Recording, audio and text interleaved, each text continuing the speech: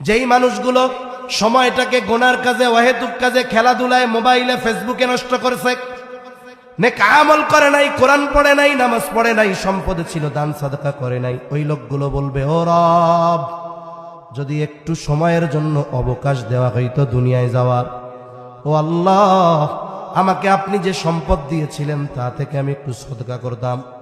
শুধু তাই না, ওই সময়গুলাতে এত বেশি নেক আমল করতাম, ওয়া আকুম মিনাস সলিহিন, একটু যদি দুনিয়ায় যাইতে দিতেন আমি সৎকর্ম করে সৎকর্মশীলদের অন্তর্ভুক্ত হয়ে যাইতাম।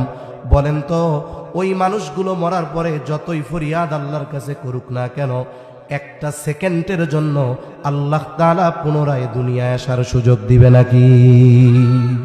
ওই সময় যেটা আল্লাহর কাছে চাইবে সেই জিনিসটা এখন আমাদের আছে না নাই? অথচ আমরা কি করতেছি?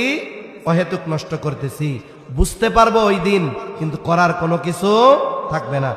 3 নাম্বার গেল। 4 নাম্বার, নবীজি বলেন ওয়াতাযহারাল ফিতান, কিয়ামতের আগে ফিতনা প্রকাশ পাবে। এখানে উদ্দেশ্য হলো দাজ্জালের ফিতনা। নবীজি বলেন দাজ্জাল আগমন না করা পর্যন্ত কিয়ামত সংগঠিত হবে না।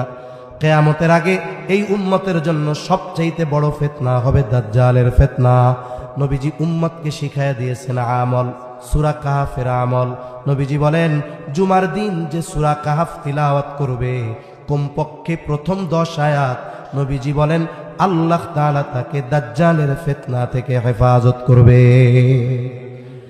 হঠাৎ করে দাজ্জাল চলে আসবে না। দাজ্জাল আসার আগে একের পর এক ফিতনা আসবে। রাসূল আকরাম সাল্লাল্লাহু আলাইহি ওয়াসাল্লাম শিখায় দিয়েছেন আমল।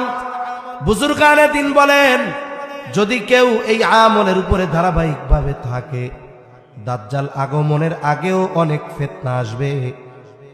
বিসমিল্লাহির রহমানির রহিম।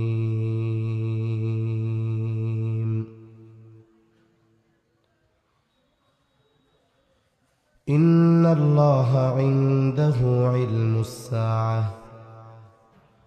ওয়া ইউনাজ্জিলুল গায়থ ওয়া ইয়া'লামু মা ফিল আরহাম ওয়া মা তাদরি নাফসুম মাযা তাকসিবু গাদা ওয়া মা তাদরি নাফসুম বিআইয়ি আরদিন তামুত ইন্নাল্লাহা আলীমুন খাবীর।